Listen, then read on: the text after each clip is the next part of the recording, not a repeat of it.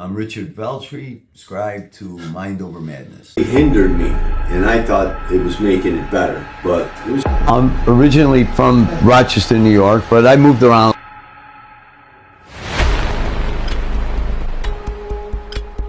And he helped me get a car, so I'm thanking a man that helped me to get through a nice guy. I mean, it really was a good man to me. I would have never picked him out of the thing and said that's a powerful man.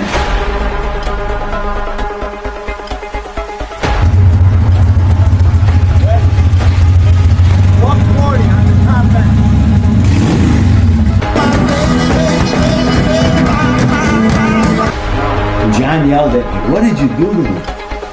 Do bad shit and get the hell out and go somewhere.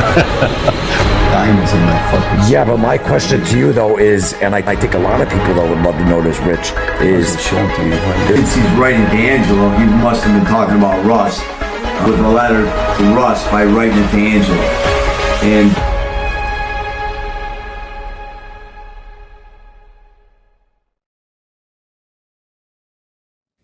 I go, fuck him, you know?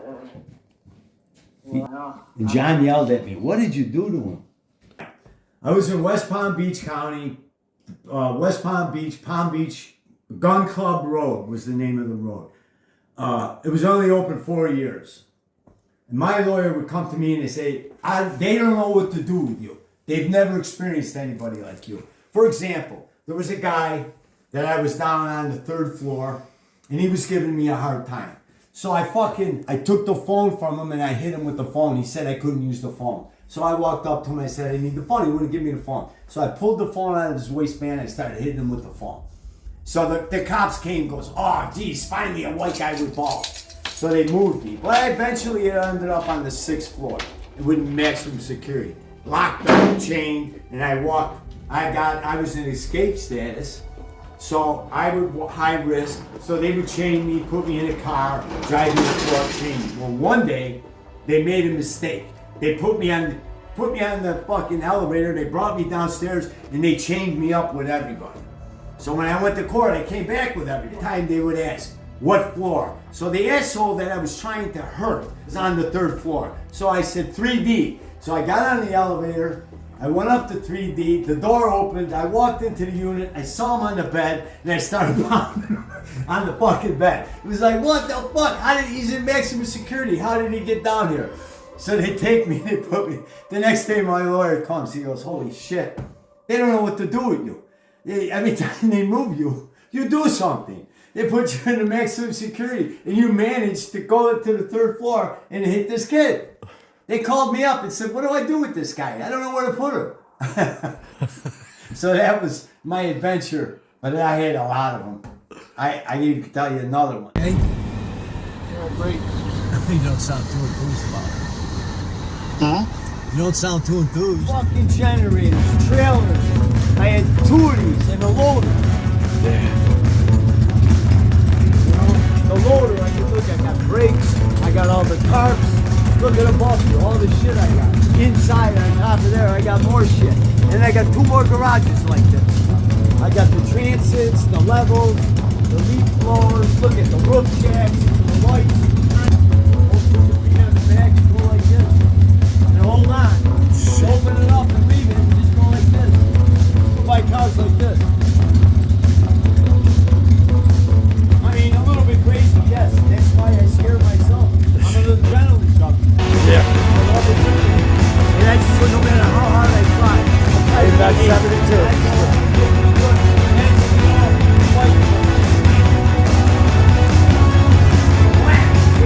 I go by it. Because I mean, 20 years, like, Jesus, did you ever cooperate? No, I didn't have no. I didn't have no fucking. I already knew that, but the people like to know. No, I hid my own thing. I didn't do anything. I didn't find out who was I gonna tell on the government. They made me say I was guilty of the shit I didn't do. No co-defendants. I was by myself. If I would have cooperated, I wouldn't be here now. I'd be in Hawaii. I mean, I'm putting myself up here. I'm in Rochester, New York.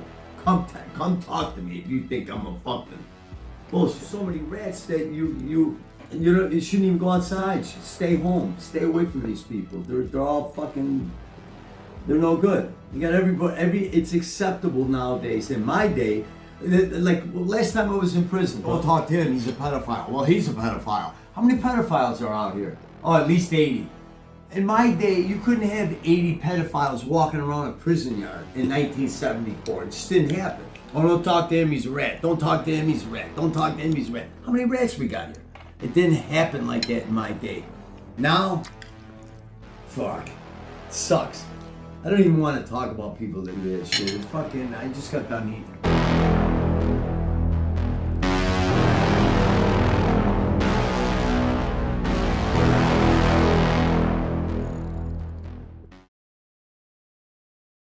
From just a little bit I know, from some small discussions and a couple clips I've seen, dude, your life could be a freaking movie. Yeah, that's what everybody tells me. Yeah. I should write a book. I mean, I've got so many things and so many different phases of events. All the incarcerations, I have funny stories. I have serious stories. I have different countries. I have funny stories, serious stories. I mean, almost every place I've been, I've got some crazy story to either make you laugh or make you walk away from me and go, let me get away from this guy. Is Billy. He's his partner was El Chapo. He's a 100-ton conspiracy 30-year guy. So he comes to me and he says, I got a problem with this fucking Jerry. He's driving me nuts. He was in the cell. So I had moved out of the cell I was in. I got my own cell, which gives me the bottom bunk, and I can pick whoever I want in. Boston, guys, I get this guy by the name of Remillard. He's a fucking nut. He pisses all over the place. Jerry comes walking out of the Mexican cell. He's got a bag, comes up to my cell, and he sees me. I got a bag, I leave. I go, see ya. He goes, where are you going? I go, no, you're gonna have the cell. I go up to the Mexican cell. Remillard comes hopping in to Jerry's cell. Cell's closed, I hear, fuck you! I go, fuck you, Jerry. So I gave him the cell, but I put the dirtiest guy in the fucking unit in with him. He hated me for that. I was a clean freak. Every time he went to the yard, he had to come back, he had to take a shower. 6 TVs, 12 showers, one up top, one on the bottom. Every time he went in to take a shower, all these guys, Kevin Raymond, head of the Bloods, all these guys, we all moved our chairs and we'd stare at the TV. When Jerry come out, we followed him back to his thing. Did that to him for about 3 months. This guy was going nuts. He's doing to Jerry. Why? He goes, he's in there screaming at an empty chair. There's nobody in the cell. He's yelling at the chair. I go, he's an asshole. Fuck him. He goes, holy fuck, you fucked him up. I hated him. That's how I got Jerry. Oh, for me though, to get in a car and drive somewhere and hang out with someone for 5 days, which I haven't done that in years because I take care of my father and all that stuff for the past. So for me to do that and all that, and like Keith, he's a real one. I mean, he did his time. I know he had no co-defense, never did his time on the chin like a man. Did over 20 years. He got fucked over on the one case, as you know, I'm sure he'll explain. But just to turn around, and yes, he's a success, but people always look at success as just financial. I like how Richard always says, you say it, Rich, you're a success with the love with your family, right? Yeah, I'm a success with finding my family, finding a beautiful woman to love me and for somebody to love back. My children, even my oldest son is back around me now, and it's just I'm in a good place. I'm actually can say I'm happy, and I've never been able to say that until I, met my wife that I have right now. It's one of the best things that's ever happened. That alone makes me a success. I mean, that's what we started doing the show for, man, because it doesn't matter if you went to jail and turned it around and became a success, or in my case, as a law enforcement officer, became an alcoholic drug addict. Right. Had to turn it around. And yeah. I would also say my biggest success is my family, man. Having that better connection with both my kids and my wife, and them not having to worry about if am I going to come home, drunk. It was a horrible or if life. you're even going to come home at all. Yeah. So, I mean, that's what we did the show. We don't care what your crime or addiction or whatever it was, man, or, maybe it was gambling, maybe it was whatever, but we started doing this. It's I mean, it's a show about turning your life around. You know what I mean? Cool. So, and that anybody can do it. And to hopefully somebody watching this, they We'll get something from that it. was in your position or my position or Lewis's position. They're like, shit, I can turn this stuff around and actually have a productive life for however many years I have left. But you know, Right. my turnaround for me, and I don't preach to anybody, but one of the biggest turnarounds I had was I grew up with faith, lost it forever with the stuff I was seeing. I mean, I've regained my connection with, you know, a higher power, and that's my family. You can't give me all. You give me all the money in the world, I would not trade you that stuff for. Yeah, me neither. I've never been incarcerated with somebody like my present wife in the background. I met her last time I got free, and for 20 years I've never done anything. It just based on the fact that of my little son and my older son and my daughters. I've been faced with the ability to go the wrong way easily. I know how to do it. In fact, I tell everybody I'm more dangerous now that I'm clean and sober than I was when I was fucked up, because my thought process is more thorough and I can project the future. But there's always that one possibility of something going wrong, and I won't see this family that I actually prayed for. Yeah. I mean, I didn't really give a shit about anything. I didn't grab a Bible. No offense to Bible, but I am going back to church on Sundays now. I'm going to meetings. My daughter's got me going to meetings, even though I don't say anything. I can't say anything. You know, she tells everybody, "Oh, my dad's got 37 years," and you know, I was there, and she goes, "Is there anybody?" And the speaker goes, "Is there anybody new to the room?" And she turns around and looks at me and goes like this.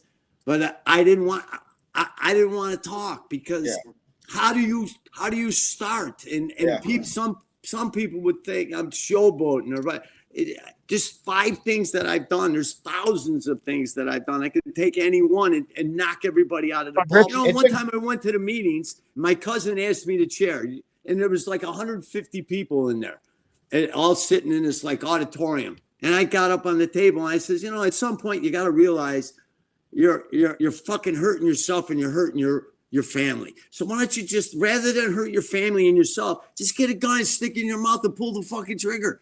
My cousin goes, whoa, because you're playing Russian roulette anyway. That's enough. But it came out. I couldn't help it. Let us know where did it all start, my man. Where are you from? I'll do it. Well, I'm from Rochester, New York, and my grandfather was like, they came from Sicily and they had money, so that, you know, and I know my grandfather knew the ways, you know, he knew how to move around. Real quick. I know I interrupt her, but that early, he had money from Sicily. Oh yeah. That's rare. He bought corners of downtown Rochester. There's a 26-story building, the Lincoln Chase Bank there, that they bought from us, my family. My grandfather had that. When they came with the horse and carriage, he started buying pieces of property downtown. He was like, we owned the apartment buildings across the street from the federal building. He owned so many. U.S. In Fort Pierce, U.S. 1, they owned 11 acres. It was prime property, and they put a sign up for a shopping center to soon come. But they were just trying to wheel the property. These people were loaded. My mother used to go to a Catholic prima donna Nazareth Academy school here. They had velvet clothes. My mother had. I mean, this was like, come from Italy with money.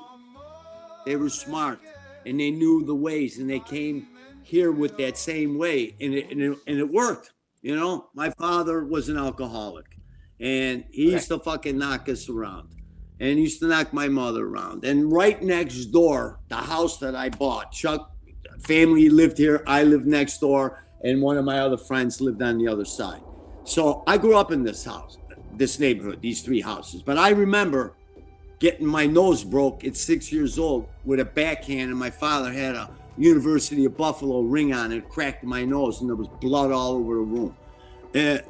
My little sister crying. I mean, it was just, when we moved to Henrietta, my grandfather thought, well, a suburb, if like I help these my daughter and her husband get a house, maybe their life will change.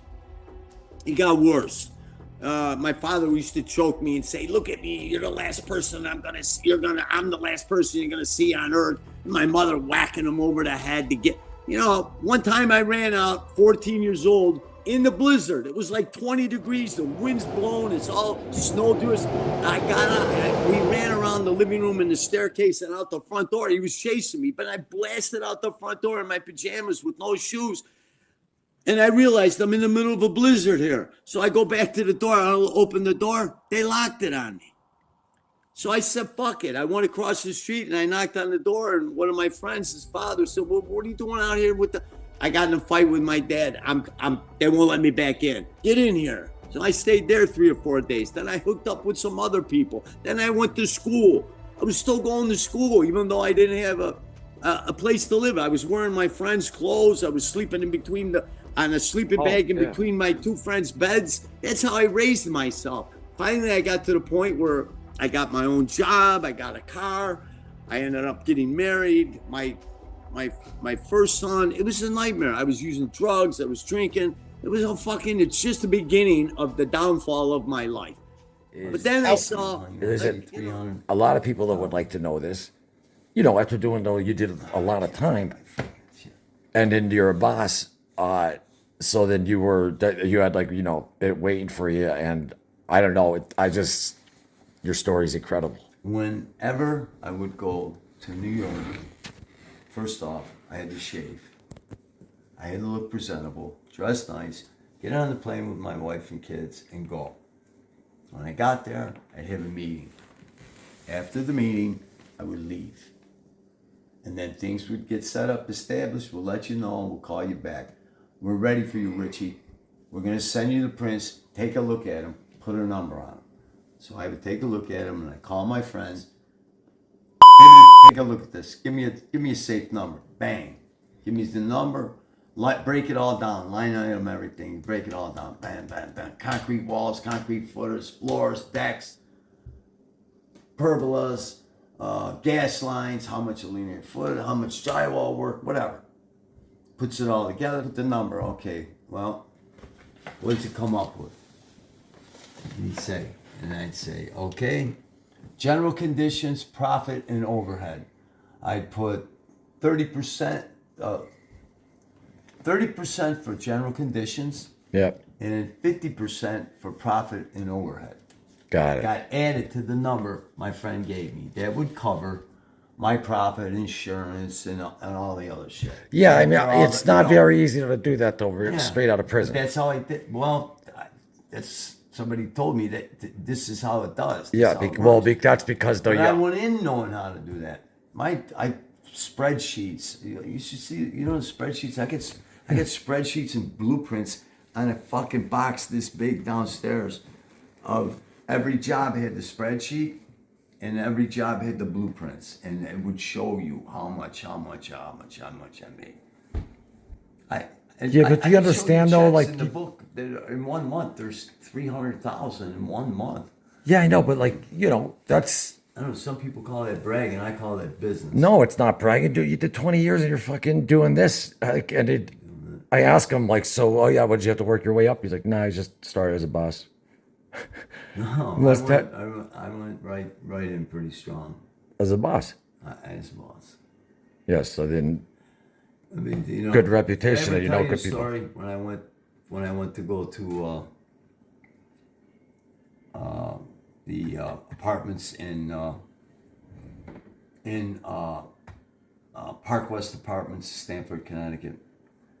Pulled up in the truck, got my clothes, suitcase, just getting ready to bear it down. Just show up and I'll start hiring people, buying stuff, equipment, whatever I need. I go inside and there's this pretty little girl, she's about 18, she's at a maitre d' desk. So I walk up, I say, hi, I'm Richie, I'm with PC Global. They got an executive apartment for me. I don't know about no executive apartment. What's your name? And I said, no, I don't see nothing here.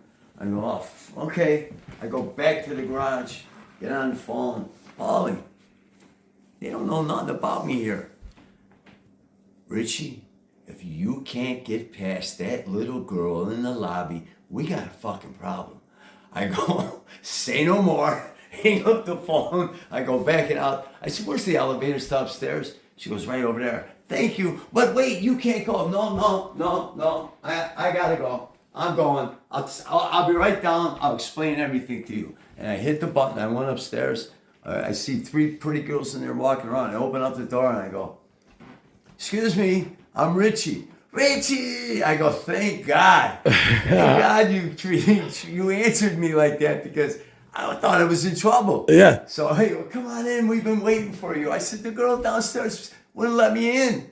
She goes, oh, don't listen to her. I go, I called Paulie and told him I couldn't get in. Oh, what did he say? He goes, if you can't get past that girl in the lobby, we got a problem.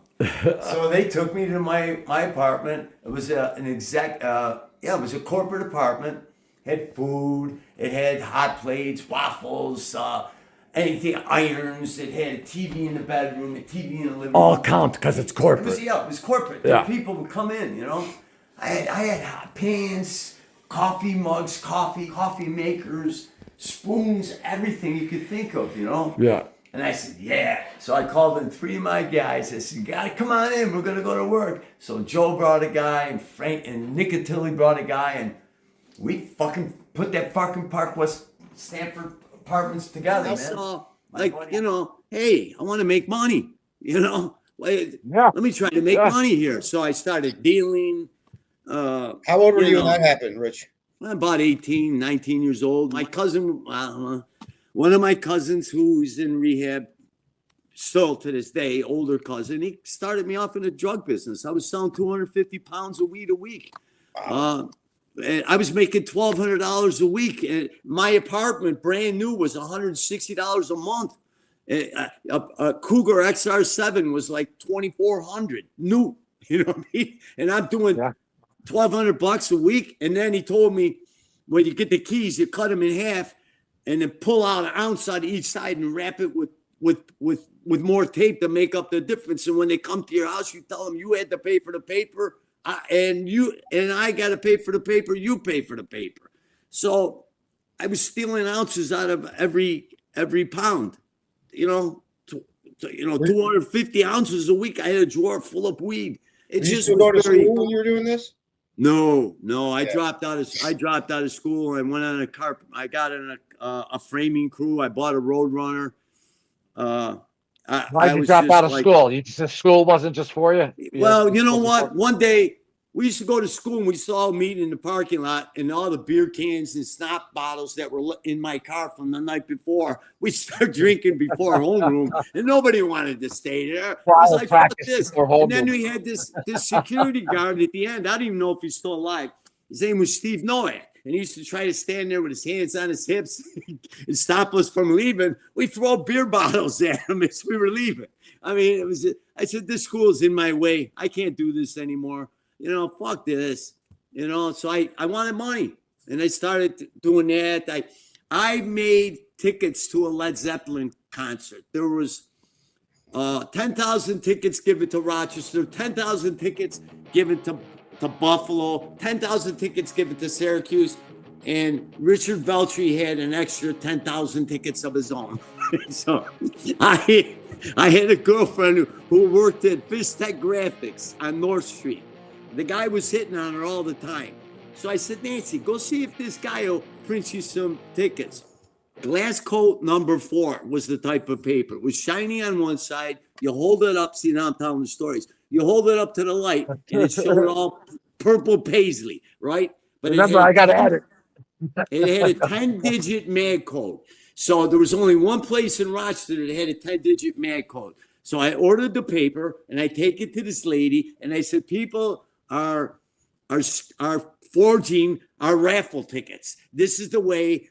I want to put a 10-digit mag code, then I'm going to take it to the printer. So she put the 10-digit mag code just like the Led Zeppelin did. And I had one ticket. The guy took them 5,000 down and 5,000 up. So I had a shoebox full of tickets. I think there were $7.50 a piece. Now, Ticketron sold out. They sold out.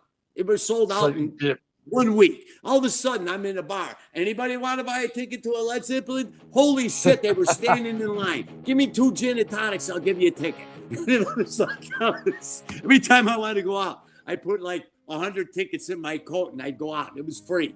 Then I started thinking, well, let me make offers. When you buy 5 pounds of weed, you get 10 tickets for free. You know what I'm saying? So I had like package deals. But this is twice I did this. So what happened? Robert Plant's sons die. His son dies before he makes it to the concert in Buffalo.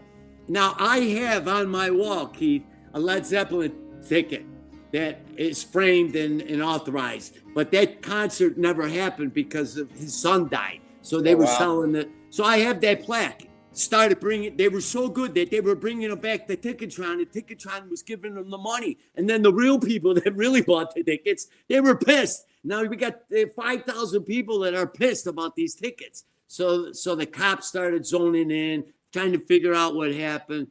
I basically extorted the guy at Vistec Graphics. I said, you made one now. Now you're going to make more.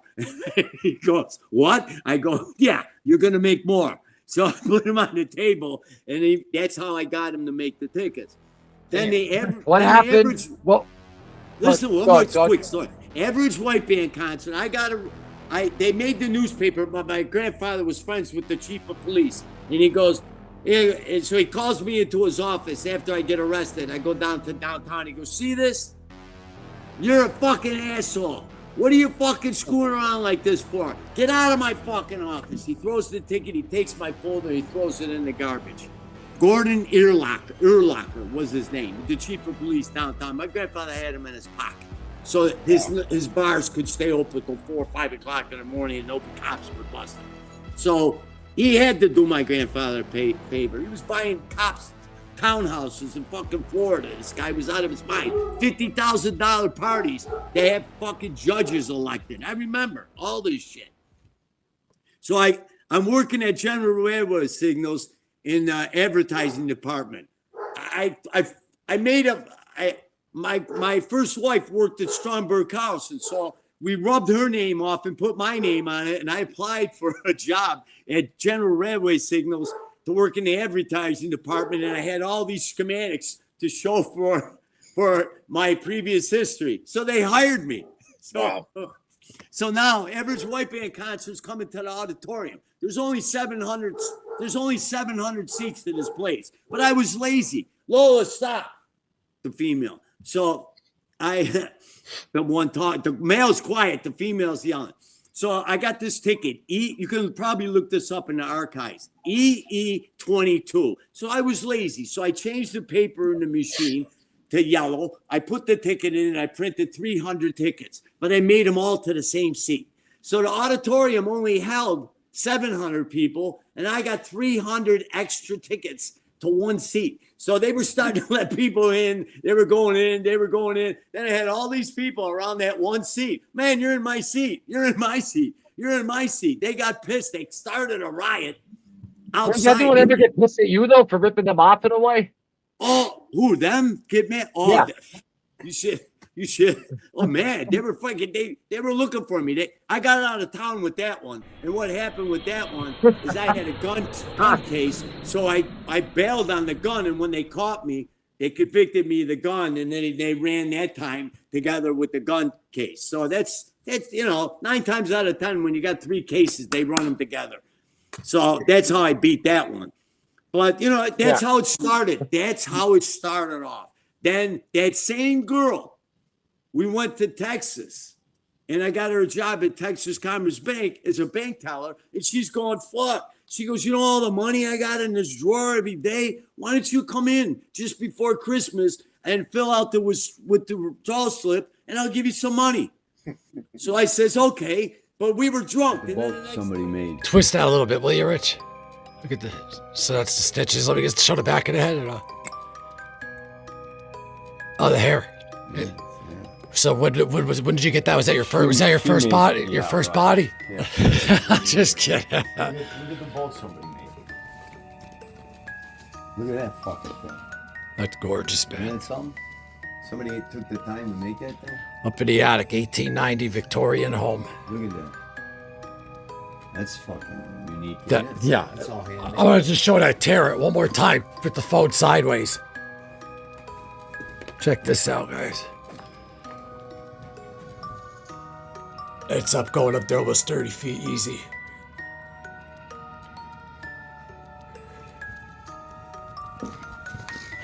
Beautiful. Where Russ is buried. Yeah, those two. Yeah, those. Yeah. See her? They thought he was nuts. She crawled in there. That's a sick girl. Rich, for how smart you are, though, like business savvy and all that, though, what made you know? Why did you want to get into a life of crime? Why did I don't know. It kind of just happened. Just from being wild. Yeah, it just turned out like that. Just didn't know it was crime until I did it. Until you got caught. Until you got time, right? Basically, I didn't really care about the crime. I just wanted to do what I wanted to do. And you were able, though, to do the time, though, so. Yeah, it didn't bother me. I mean, it took them a long time to catch me. I mean, it's not like I did something, I got caught a month later. It was like years. No, yeah, but I mean, it's just a great turnaround, man. Thanks, buddy. Yeah. The next day, she's calling I got an apartment in Pasadena, Texas. In Pasadena. It was close to Houston. That's where the framing crew was. I was getting $3.25 a linear foot to frame. So she goes, you coming? I go, what? You coming? We were in a restaurant drinking. I went to sleep. I had a hangover. I didn't want to do anything. She was waking me up. Come down today. We're going to do what we talked about. I said, you're crazy. I said, all right, I'll be there. So I dress up as nice as I can. I see her. I go stand here. Texas Commerce Bank is one of the biggest banks in Texas. It's like a church. There's a bottom floor and there's an upstairs floor. It's like, it's amazing. All the money they got. It's oil. Yeah. So I'm standing in line and I got like this plastic pull open bag and then the top snaps closed. It's like a briefcase. Keep that in mind. So I'm standing in line and I give her the slip and she goes, sir, you filled this slip out wrong. Let me correct this for you. And she takes another slip. She fills it out. She puts it in her little thing and she starts counting. I go, okay, that's fine. Thank you. And now I started stopping her about $5,000 or $6,000. She went to $29,500. And I'm going, okay, that's fine. That's good. That's good. You can stop now. She just got going. So I walk out the front door. The guy comes over. Is everything okay? Oh, yeah, everything's fine. Everything's fine. So she blows the guy off. Then she gets done counting.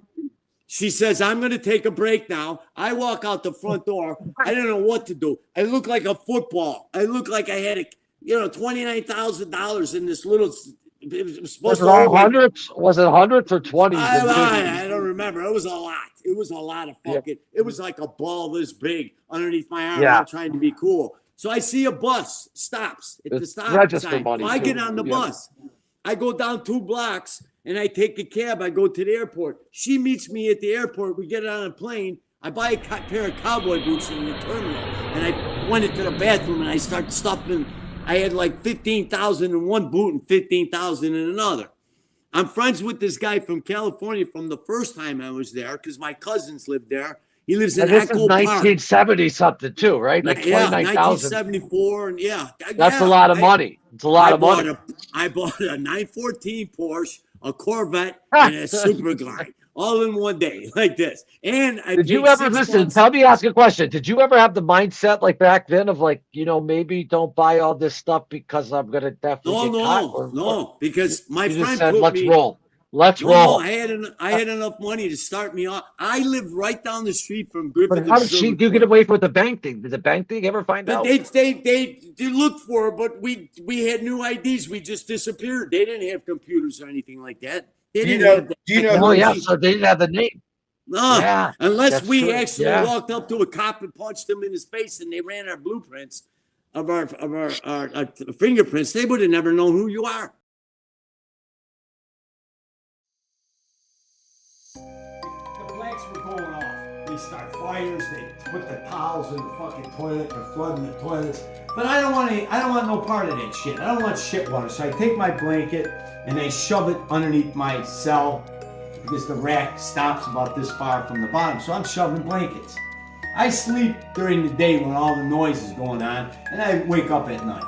So I see the cop come walking by after they went off with the fucking, they went off, after they go off. So I want to put the water on to brush my teeth bottom, so I'm shoving blankets. I sleep during the day when all the noise is going on, and I wake up at night. So I see the cop come walking by after they went off with the fucking, they went off, after they go off. So I want to put the water on to brush my teeth. The Canadian cop walks by.